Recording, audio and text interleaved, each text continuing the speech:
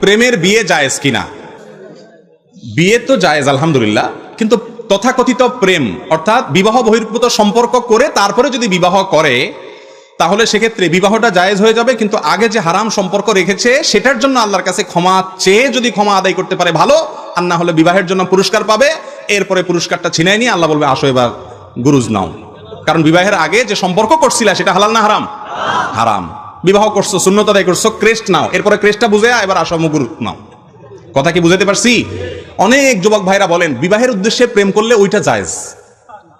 অর্থাৎ আজকাল তো বেশিরভাগ এই এমনি তো প্রেম জিনিসটাই এটা চিটারি, এটা শয়তানের একটা ভুয়া জিনিস। যুবকদের যৌবন বয়সের ভ্রম নষ্টামি, এগুলো প্রাপ্তবয়স্ক মানুষের প্রেমের কথা বললেও সে হাসবে, কারণ সে জানে এটা যুবক বয়সের একটা পাগলামি। তো শয়তানের অস্ত্র, এই অস্ত্র দিয়ে শয়তান যুবকদেরকে নষ্ট করে। তো যুবকদেরকে শয়তান আবার মাসালা ডেলিভারি করে এরকম যে বেটা বেশিরভাগ তথাকথিত অবৈধ প্রেম তো আজকাল সব 2 নম্বরই, এগুলো বিয়ের নিয়তে একটাও করে না, সব বদমাইশের নিয়তেই করে। তুই খালেস নিয়তে বিয়ের নিয়তে করলে তোটা জায়েজ হবে। এই ফতোয়া শয়তান দেয়। ভাইরা আমার, বিয়ের নিয়তে যদি প্রেম করা জায়েজ হয় তাহলে কোরবানির নিয়তে গরু চুরি করাও জায়েজ। কথা কি বুঝাইতে পারছি?